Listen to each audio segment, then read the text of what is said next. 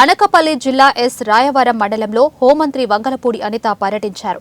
ధర్మవరం గ్రామంలో దుర్గాదేవి అమ్మవారిని అనిత దర్శించుకున్నారు. అనంతరం మొక్కలు నాటారు. ఈ సందర్భంగా వివిధ శాఖల స్టాల్స్ ను మంత్రి పరిశీలించారు. అనంతరం హోంమంత్రి వంగలపూడి అనిత మాట్లాడుతూ పాయకరావుపేట నియోజకవర్గ ప్రజలు అత్యధిక మెజార్టీతో గెలిపించారని, మరింత బాధ్యత పెరిగిందని, 3 నెలలుగా ప్రభుత్వ ఉద్యోగులకు 1వ తేదీకే జీతం వస్తుందని చెప్పారు.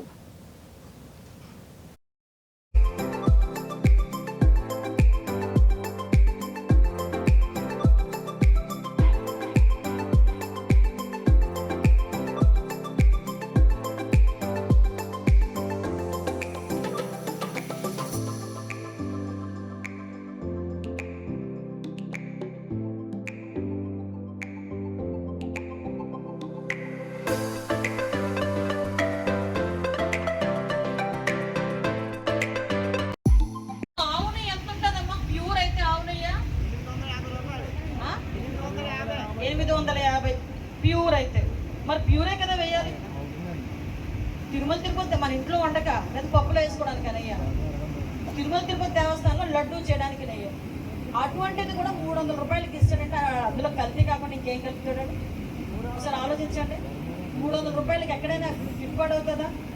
మళ్ళా ఏంటి, ఇంతకు ముందు టెండర్ నామ్స్ అన్ని మార్చేశాడు. ఇంతకుముందు టెండర్లోని 3 సంవత్సరాల ఎక్స్పీరియన్స్ ఉండాలి. అదేవిధంగా ఒక రోజుకి మీకు ఇవన్నీ తెలియాలి కాబట్టి చెప్తున్నా, ఒక రోజుకి 15,000 కేజీలు, నాకు తెలిసి 15,000 టన్నుల నెయ్యి అవసరం అవుతుంది.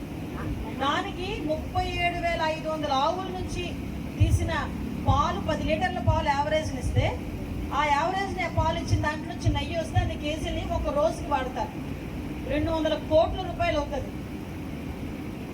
తిరుమల తిరుపతి దేవస్థానం లడ్డూ ప్రిపరేషన్. సో అటువంటి దాన్ని కూడా నామ్స్ అన్ని మార్చేశారు. అవేం ఉండక్కర్లేదంట, రివర్స్ టెండరింగ్ అంట. ఏదో రకంగా వాళ్ళు 50 సంవత్సరాల నుంచి నెయ్యి సరఫరా చేస్తున్న వాళ్ళని కూడా పక్కన పెట్టేసి కొత్తగా ఇంకో నెయ్యి సరఫరా చేసేవాళ్ళు తీసుకొచ్చారు వాళ్ళ తాలూకా జేబులు నింపుకోవడానికి. అంటే వాళ్ళ పరిస్థితి ఏంటంటే దేవుడితో కూడా వ్యాపారం చేస్తారు ఆఖరికి. అందుకే మీరందరూ కలిపి గట్టిగా బుద్ధి చెప్పి 11 మందికి ఇచ్చేసి మమ్మల్ని అందరినీ తీసుకొచ్చి ఈరోజు. అందుకే ఇందాక కూడా చెప్పాను, మాకు బాధ్యత